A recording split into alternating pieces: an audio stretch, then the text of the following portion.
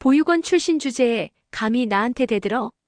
귀청이 찢어질 듯한 뺨소리와 함께 34살 서윤이 바닥으로 쓰러졌습니다. 그리고 그 위로 쏟아진 건 값비싼 위스키였어요. 갈색 액체가 피처럼 바닥에 퍼졌습니다. 청담동 와인바는 순식간에 싸늘한 침묵으로 가득 찼어요. 넌 평생 바닥에서 기어다녀. 그게 내 자리야. 14년 전 학교에서 받았던 모욕이 14년이 지난 오늘도 그대로 반복되고 있었습니다. 하지만 그 여자는 전혀 몰랐을 거예요. 바닥에 쓰러져 흐느끼던 바로 그 순간 와인바 밖에 검은 리무진이 급정거했다는 사실을요. 차에서 내린 여인. 대한민국 재계 서열 7위, 자산 8조의 태광그룹 명예회장. 그리고 그녀는 바로 쓰러진 서윤의 수양 어머니였습니다. 내 딸값이 얼만 줄 알고 감히 손을 대? 그날 밤 14년간 군림하던 여왕벌의 날개는 가장 처참한 방식으로 꺾이기 시작합니다. 이 놀라운 반전의 전체 이야기가 궁금하시다면 잠시만 구독 버튼을 눌러주세요. 평범해 보이는 사람들의 숨겨진 이야기를 매일 전해드립니다. 알림 설정까지 해두시면 새로운 사연을 놓치지 않으실 수 있어요. 그런데 어떻게 보육원 출신 백화점 직원이 재벌 명예회장의 딸이 됐을까요? 이야기는 2년 전 그 가을날로 거슬러 올라갑니다. 마이너스 2년 전 가을이었습니다. 익선동 전통시장. 윤정숙은 수행원 없이 혼자 시장을 걷고 있었어요. 단정하게 올린 머리에 편한 옷차림, 장바구니 하나 들고 좌판 사이를 천천히 걸었습니다. 사과도 사고 배추도 샀어요. 시장 할머니들과 이런저런 얘기도 나눴습니다. 오랜만에 느끼는 일상의 소소함이 마음을 편하게 해줬어요. 그런데 갑자기였습니다. 가슴이 조여오기 시작했어요. 숨을 쉬려 해도 공기가 들어오지 않았습니다. 손에 들고 있던 장바구니가 바닥에 떨어졌고 윤정숙은 무릎부터 힘이 빠지며 쓰러졌어요. 시야가 흐려지고 귀에서 웅웅거리는 소리가 들렸습니다. 할머니, 괜찮으세요? 누가 119 불러요. 사람들이 몰려들었지만 아무도 선뜻 나서지 못했어요. 윤정숙은 점점 의식이 멀어져 갔습니다. 이대로 끝인가 하는 생각이 스쳤어요. 그때였습니다. 비켜주세요. 또렷하고 단호한 목소리가 들렸어요. 누군가 사람들을 해치고 달려왔습니다. 할머니, 제 말 들리세요? 지금 심폐소생술 할게요. 버티세요. 젊은 여자의 얼굴이 어렴풋이 보였습니다. 땀이 송골송골 맺힌 이마, 걱정으로 가득 찬 눈. 그 여자가 윤정숙의 가슴 위에 손을 올렸어요. 하나, 둘, 셋. 정확한 위치, 정확한 리듬. 여자의 손이 윤정숙의 가슴을 힘차게 눌렀습니다. 한 번, 두 번, 세 번. 쉬지 않고 계속됐어요. 할머니, 버티세요. 제발이요. 간절한 목소리가 귓가에 울렸습니다. 그 목소리를 붙잡고 윤정숙은 어둠 속에서 버텼어요. 얼마나 지났을까요? 멀리서 구급차 사이렌 소리가 들려왔고 윤정숙은 천천히 눈을 떴습니다. 가장 먼저 보인 건 땀범벅이 된 젊은 여자의 얼굴이었어요. 할머니, 눈 뜨셨어요? 다행이다. 정말 다행이에요. 그 여자의 눈에 눈물이 글썽이고 있었습니다. 병원 응급실. 의사가 고개를 저으며 말했어요. 골든타임 안에 심폐소생술을 받으셔서 목숨을 건지셨습니다. 이분 아니었으면 정말 위험했어요. 생명의 은인이시네요. 윤정숙은 침대에 누운 채 서윤을 바라봤습니다. 아직도 겁에 질린 표정으로 자신을 걱정스레 바라보는 낯선 젊은 여자. 그런데 이상하게도 그 얼굴이 낯설지 않게 느껴졌어요. 고마워요. 아니에요. 당연히 해야 할 일을 한 건데요. 빨리 나으시는 게 중요해요. 윤정숙이 물었습니다. 왜 그렇게까지 해줬어요? 모르는 사람인데. 서윤이 잠시 망설이다 조심스럽게 입을 열었어요. 그냥 할머니 보니까 제 보육원 원장 선생님 생각이 났어요. 유일하게 저한테 따뜻하게 해주신 분이었는데 돌아가셨거든요. 할머니 보니까 그 느낌이 나서 그냥 챙겨드리고 싶었어요. 이상하죠?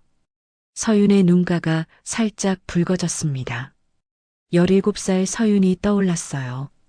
보육원 사무실에서 고등학교 입학 서류를 작성하던 날, 보호자 칸 앞에서 펜이 멈췄습니다. 원장 선생님이 다가와 서윤의 어깨를 감싸며 대신 적어줬어요.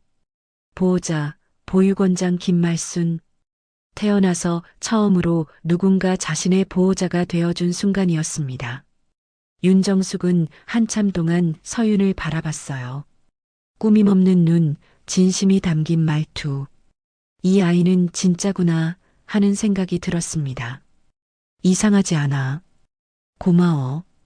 일주일간 입원해 있는 동안 서윤은 매일 병원을 찾아왔습니다. 처음엔 그저 상태가 궁금해서 들렀다고 했어요. 하지만 가족도 없이 혼자 있는 걸 보더니 다음 날도 그 다음 날도 왔습니다. 과일을 깎아오고 죽을 끓여오고 시장에서 산 꽃을 가져오기도 했어요. 이건 뭐야? 윤정숙이 호박죽이 담긴 보온통을 보며 물었습니다. 직접 끓였어요. 병원 밥만 드시면 입맛 없으실 것 같아서요. 윤정숙은 이상했어요. 모르는 사람인데 왜 이렇게까지 하는 걸까요? 병원비도 안 받겠다 하고 매일 이렇게 찾아오고 요즘 세상에 이런 사람이 있나 싶었습니다. 퇴원하는 날이었어요. 서윤이 퇴원 서류를 들고 와서 보호자 서명란 앞에서 멈칫했습니다. 할머니, 보호자분 연락처 적어주셔야 하는데요. 윤정숙이 서류를 봤어요. 서윤의 보호자 칸은 비어 있었습니다. 34년 인생 동안 단 한 번도 채워지지 않았던 그 칸. 그 후 1년 동안 윤정숙은 서윤을 멀리서 지켜봤습니다. 김 부장을 시켜 조용히 알아봤어요. 백화점에서 성실하게 일하는 모습, 동료들에게 친절한 모습, 퇴근길에 무거운 짐을 든 노인을 돕는 모습. 동네 슈퍼 주인이 말했어요. 서윤 씨요? 정말 착한 아이예요. 보육원 출신으로 혼자 자립해서 살아가는데 세상에 대한 원망이 없어요. 윤정숙은 결심했습니다. 1년 후 서윤을 성북동 한옥으로 초대했어요. 서윤 씨, 내 수양딸이 되어줄래요? 서윤의 눈이 커졌습니다. 네, 저 같은 사람이요? 저 보육원 출신이고 아무것도 가진 게 없어요. 할머니께 짐만 될 것 같아서요. 당신이 날 살렸어. 그게 전부야. 돈이 중요한 게 아니야. 당신 마음이 중요한 거야. 윤정숙이 말을 이었습니다. 솔직히 말할게요. 나 혼자 살아. 남편도 먼저 갔고 자식도 없어. 외로워. 딸 같은 사람이 있으면 남은 인생이 따뜻할 것 같아. 그게 당신이었으면 좋겠어. 서윤의 눈에서 눈물이 흘러내렸습니다. 저 평생 부모님이 없었어요.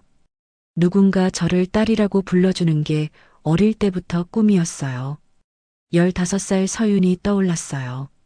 보육원 마당에서 다른 아이들이 부모님과 면회하는 걸 지켜보던 날. 아이들이 엄마 아빠 부르며 안기는 모습. 서윤은 담장 구석에 혼자 앉아 무릎에 얼굴을 묻었습니다. 아무도 자신을 찾아오지 않았어요. 윤정숙이 서윤을 안아줬습니다. 그럼 이제부터 내가 불러줄게. 딸. 서윤이 윤정숙의 품에서 소리내어 울었어요. 평생 받아보지 못한 온기가 가슴을 채워갔습니다. 그렇게 1년이 흘렀습니다. 둘은 성북동 한옥에서 함께 살았어요. 아침마다 같이 밥을 먹고 저녁엔 나란히 TV를 보고 주말이면 손잡고 동네를 산책했습니다. 서윤은 윤정숙이 재벌 명예회장인 줄 몰랐어요. 윤정숙도 굳이 말하지 않았습니다. 사업 좀 했어. 부동산 같은 거. 그렇게만 말했어요. 평범한 모녀처럼 서로를 아끼는 일상이 소중했습니다. 하지만 그 평화로운 일상은 오래가지 못했어요. 14년 만에 열린 동창회 초대장이 서윤에게 도착했습니다.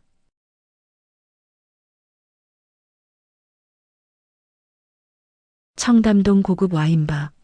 14년 만에 열린 고등학교 동창회였습니다. 서윤은 구석자리에 조용히 앉아 있었어요. 백화점 세일 때 산 원피스, 작은 크로스백 하나가 그녀의 전부였습니다. 저녁 8시 반.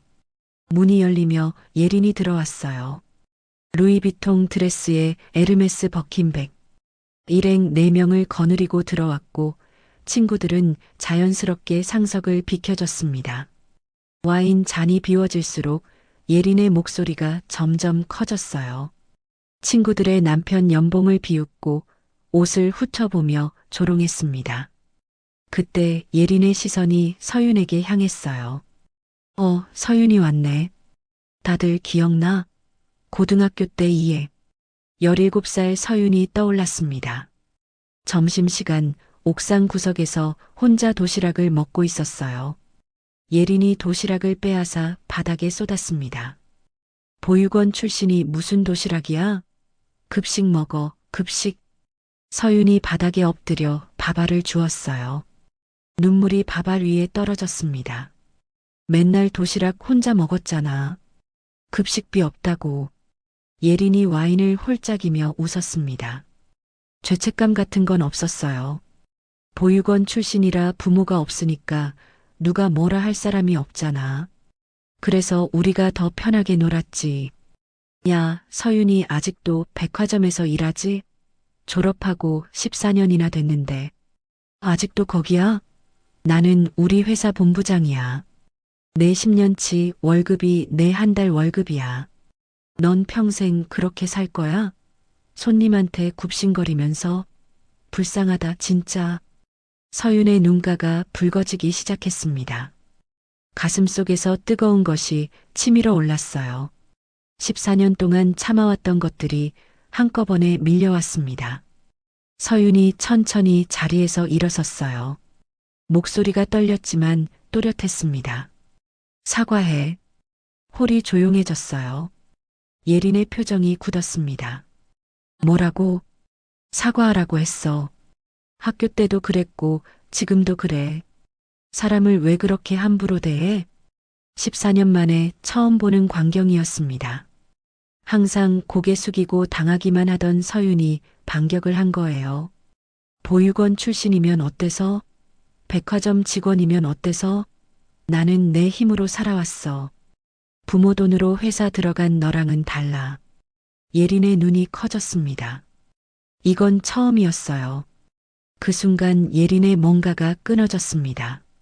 예린의 손바닥이 서윤의 뺨을 후려쳤어요. 날카로운 소리가 홀 안에 울려 퍼졌습니다. 예린이 테이블 위 위스키병을 집어들더니 서윤의 머리 위로 뿌렸어요. 갈색 액체가 피처럼 바닥에 퍼졌습니다. 건방지게 어디서 대들어? 내 주제를 알아, 주제를. 예린이 서윤의 어깨를 밀쳤습니다. 서윤이 바닥에 쓰러졌어요. 넌 평생 그렇게 바닥에서 기어다녀. 그게 내 자리야. 서윤은 움직이지 못했습니다. 위스키와 눈물이 뒤섞여 얼굴을 타고 흘렀어요. 14년 전과 똑같았습니다. 용기를 내서 맞섰는데 결국 바닥에 쓰러져 우는 건 자신이었어요. 그때 와인바 문이 열렸습니다. 검은 리무진에서 내린 윤정숙이 수행원 4명을 거느리고 들어섰어요. 홀의 공기가 달라졌습니다.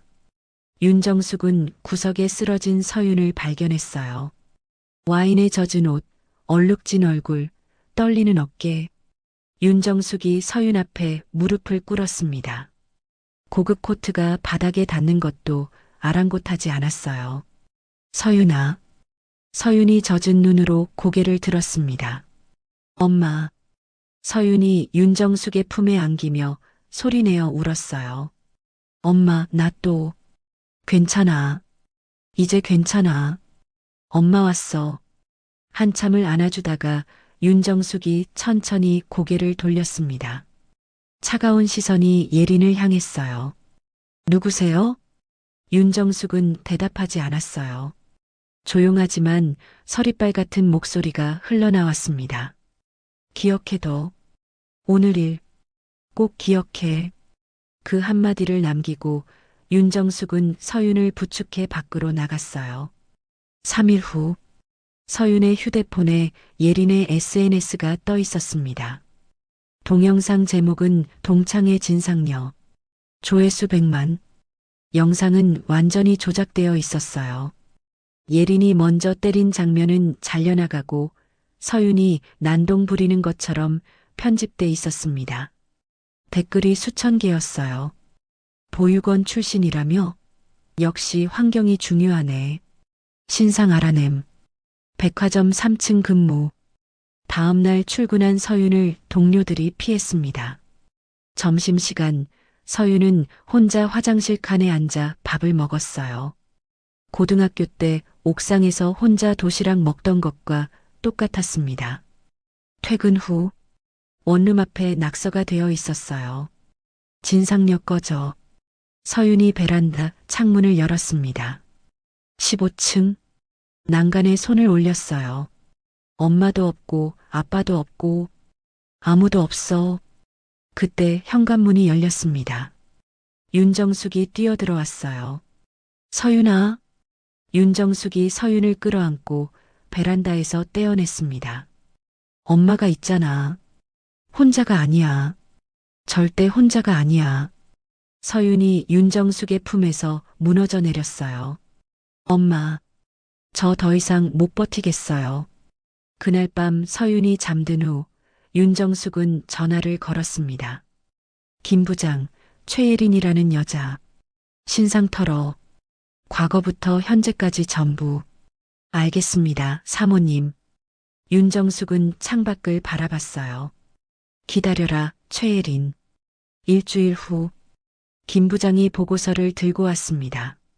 사모님, 최예린 조사 결과입니다. 윤정숙이 서류를 펼쳤어요. 눈이 점점 차가워졌습니다. 학창시절 학교폭력 전과 3건, 전부 합의금으로 무마. 진성건설 입사 후 직원 갑질 신고 12건, 역시 전부 무마. 그리고 진성건설 비리, 횡령 300억, 탈세 500억, 하청업체 대금 미지급 200억. 윤정숙이 서류를 덮었어요. 그리고 한 가지 더 있습니다. 최예린이 2주 후 진성건설 창립 30주년 파티에서 서윤 씨를 초대했습니다. 사과하고 싶다는 명목으로요. 사과? 네. 하지만 진짜 목적은 따로 있습니다. 5억짜리 다이아 목걸이를 서윤 씨 가방에 넣어 도둑으로 몰 계획입니다. 윤정숙의 눈빛이 날카로워졌어요. 증거는 최예린의 측근 박소희가 실행할 예정입니다. 저희 쪽에서 접촉해 볼까요? 아니, 그냥 둬. 김 부장이 고개를 갸웃했습니다. 사모님, 함정을 막지 마. 그대로 실행되게 놔둬. 대신 연회장 전체에 CCTV를 설치해. 빠짐없이. 알겠습니다. 그리고 나도 그 파티에 가야겠어. 최태준 회장에게 연락해. 투자 상담 명목으로 VIP 초대받을 수 있게. 2주 후 진성건설 창립 30주년 파티. 서윤이 화장실에 간 사이 소희가 서윤의 가방에 다가갔습니다. 손에 5억짜리 다이아 목걸이를 들고 있었어요. 손이 떨렸습니다. 소희가 목걸이를 가방에 넣었어요. VIP석에서 윤정숙이 그 장면을 지켜봤습니다. 김 부장이 속삭였어요. 사모님, 왜 막지 않으십니까? 저 아이가 직접 겪어야 해. 그래야 끝낼 수 있어. 10분 후, 예린이 소리쳤습니다. 내 목걸이, 5억짜리 다이아 목걸이가 없어졌어. 경찰이 출동했어요. 가방 검사가 시작됐습니다. 서윤의 가방에서 목걸이가 나왔어요. 저 아니에요. 전 모르는 거예요. 서윤이 경찰에게 끌려갔습니다. 수갑이 채워졌어요. 플래시가 터졌습니다. 예린이 승리의 미소를 지었어요. 경찰서 취조실. 서윤이 철창 안에 앉아 있었습니다. 저 안 했어요. 정말 안 했어요. 아무도 믿어주지 않았어요. 서윤이 무릎에 얼굴을 묻었습니다. 17살 때 옥상에서 울던 것처럼. 그때 취조실 문이 열렸습니다.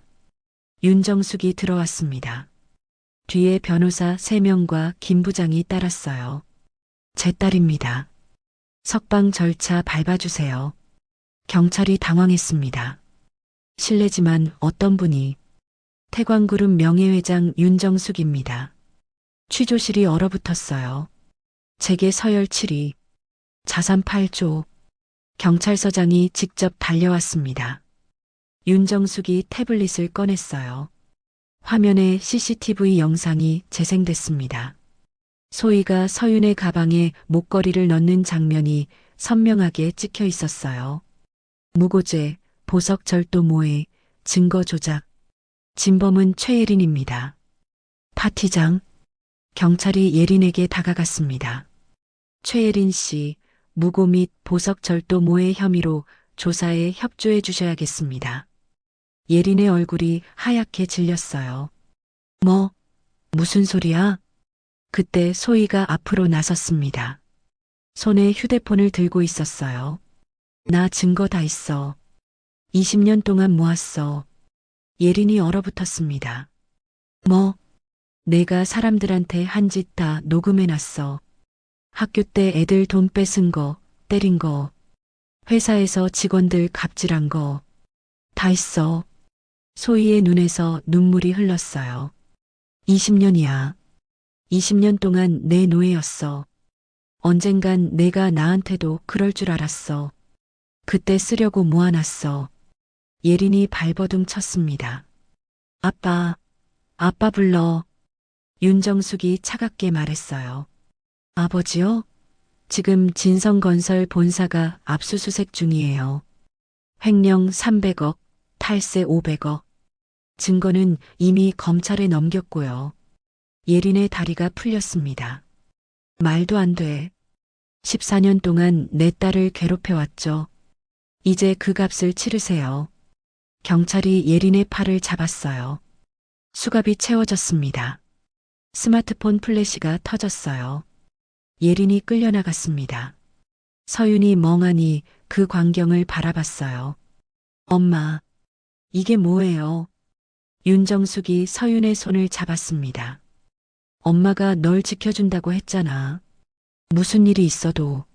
3개월 후 서울중앙지방법원 재판장이 판결을 읽었습니다.